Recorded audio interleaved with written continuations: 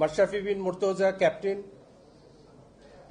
Liton Kumar Das, Mohammad Mithun, Mushfiqur Rahim, Mahmudullah, Shakib Al Hasan vice captain, Tamim Iqbal খান, সৌম্য সরকার, মোহাম্মদ সাইফুদ্দিন, আবু জাহিদ চৌধুরী রাহি, মোহাম্মদ মুস্তাফিজুর রহমান, মোহাম্মদ রুবেল হোসেন, মেহেদী Hasan Miraj, Shabbir Rahman Roman, Musaddiq Hossain সৈকত।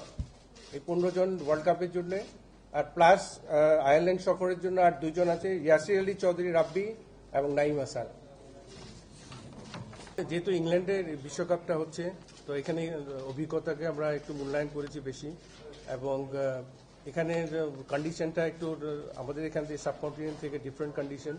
যেহেতু আমরা কিন্তু 1 বছর আগেও চ্যাম্পিয়ন্স ট্রফি খেলে এসেছিলাম ওখানে, তো সেই এক্সপিরিয়েন্সটার কথা চিন্তা করেই কিন্তু এক্সপিরিয়েন্স দলটা সাজানো হয়েছে।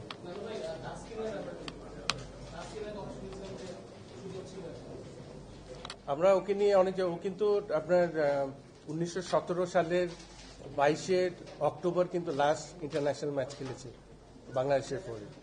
তো ওটার পরে কিন্তু একটা লং ব্রেক। তো এটার পরে কিন্তু আবার যখনই আমরা ওকে নিউজিল্যান্ড সফরের জন্য চিন্তা ভাবনা করেছিলাম, আবার ইনজুরিতে পড়ে গিয়েছে। তো সেই হিসাবে ও কিন্তু এখন পর্যন্ত পুরোপুরি ফিট না। আমাদের কাছে যে রিপোর্টগুলি আছে ফিজিও, তো সেই হিসাবে আমরা ওকে স্কিল ফিট হিসাবে চাচ্ছিলাম। সেই হিসাবে ও একটা ম্যাচ এখানে রিপ্রেজেন্ট করেছে ডোমেস্টিকে। তো এটার পরে আমরা দেখি ওর ফিটনেস এখনো আপ টু দ্য মার্ক না। তো যেহেতু এখনো সময় আছে, আয়ারল্যান্ড সফরে আমাদের 17 জন যাচ্ছে, এখানে পেস বোলার যদি কোনো কারণে ও যদি এর মধ্যে ফিট হয়ে যায়, কারো দরকার হয় ব্যাকআপ হিসাবে আমরা সাবস্টিটিউট হিসাবে রাখছি। তো আমাদের তো যে 20 জনের যে পুল আছে এটার মধ্যে আছে ও। তো সেই হিসাবে টিম ম্যানেজমেন্ট একটা কম্বিনেশন চাচ্ছিল রাইট হ্যান্ড লেফট টপ অর্ডারে, তো রাইট হ্যান্ডে অ্যান্ড লেফট হ্যান্ডে। তো সেই হিসাবে ওই বিবেচনা করেই ওকে অফ করে রাখা হয়েছে। রাইকে আমরা যেহেতু নিউজিল্যান্ড কন্ডিশনে ও টেস্ট ম্যাচ খেলেছিল, ওডিও খেলার সুযোগ পাইনি।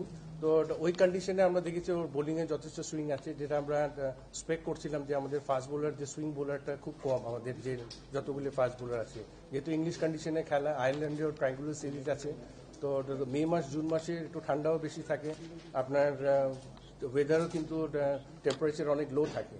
তো সেই হিসাবে একটা ফাস্ট বোলার সুইং বোলার যদি আমরা এক্সট্রা যদি ইনক্লুড করতে পারি, এটা আমাদের জন্য একটা প্লাস পয়েন্ট। ও চিন্তা করলে রাইকে ইনক্লুড করা হয়েছে।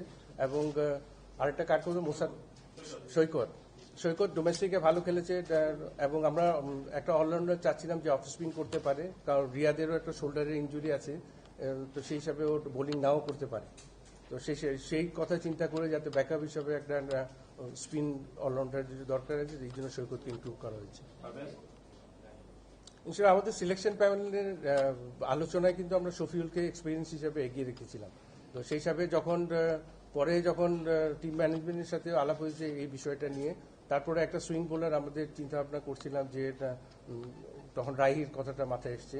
তো সেই হিসাবে ফিট বোলার হিসাবে রাহিকে আমরা বেছে নিয়েছি। তাসকিনের ব্যাপারটা তো আমি ক্লিয়ার করে দিয়েছি।